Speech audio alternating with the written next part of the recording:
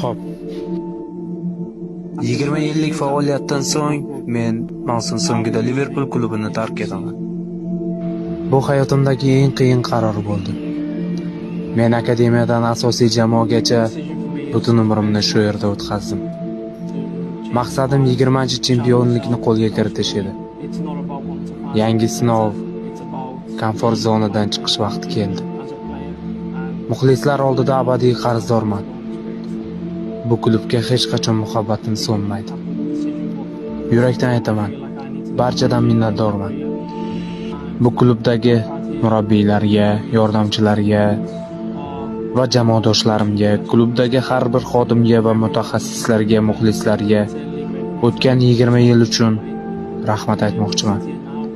Men bu klubni juda ham yaxshi ko'raman va sizlar bilan o'tkazgan har bir damlarimni, har bir onlarimni hech qachon unutmayman. Menga ko'rsatilgan ehtiromlar va marhamatlar uchun bu klubga juda chuqur minnatdorchilik bildiraman. Liverpool abadiy yuragimda qoladi. Buni aytish juda qiyin.